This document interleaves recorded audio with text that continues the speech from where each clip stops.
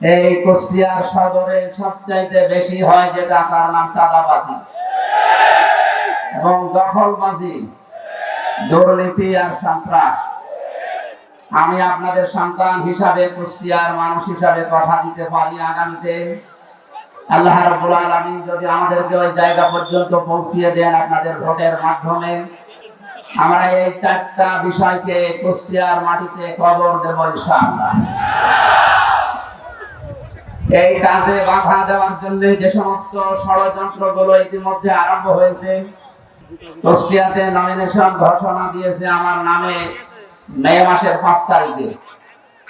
এরপর থেকে অনবরত আমার বিগত দিনের বক্তব্যগুলো কাটিং করে যারা জাতির সামনে আমাকে কালাম করার জন্য দুর্বিসন্ধি করছে, আমার বিশ্বাসে জাতি কোন দুর্বিসন্ধি আপনাদের মেনে নেবে না ইনশাআল্লাহ।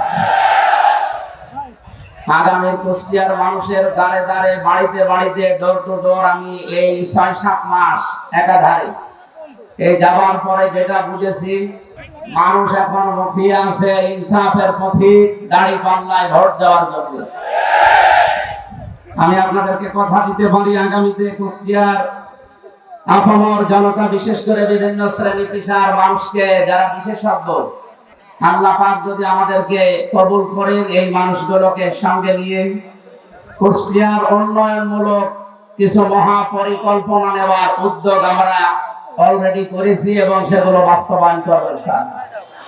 আমার নিজের পরিকল্পনায় সবচেয়ে বড় বিষয়টা এসেছে, বাইরের দেশগুলোতে সফর করে আমি দেখেছি তারা নদী কেন্দ্রিক এলাকাগুলো, বিশেষ করে শহর যেগুলো নদীর পাশে, তারা এই শহরগুলোকে আল্লাহর একটা নিয়ামতে পরিণত করেছে।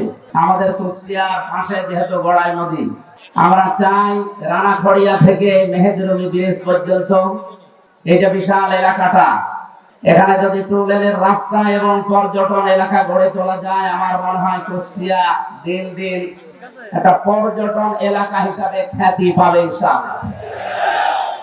দ্বিতীয় নম্বরে আমার পরিকল্পনায় আছে কুষ্টিয়াতে অনেক দিন ধরে আমাদের একটা আশা, কৃষি বিশ্ববিদ্যালয় প্রতিষ্ঠা করা, এবং সে পরিবেশও আমাদের এই অঞ্চলে আছে। আমাদের সদর এবং ইবি থানা মিলে যদি আমরা এটা বাস্তবায়ন করতে পারি, কুষ্টিয়ার চিনি কলটা যদি আবার চালু করা যায়, মহিনী মিল এবং চিনি কলে প্রায় 1100 বিঘার উপরে জায়গা সরকারি পড়ে আছে। এই জায়গাগুলোতে যদি এই কাজ নাও করা যায়, দেশি বিদেশি সংস্থার মাধ্যমে এখানে প্রায় 10 থেকে 11,000 মানুষের বৈধ কর্মসংস্থান তৈরি করা সম্ভব। আমরা আগামীতে আপনাদের সাথে নিয়ে এই কাজগুলোতে আঞ্জাম দিতে চাই।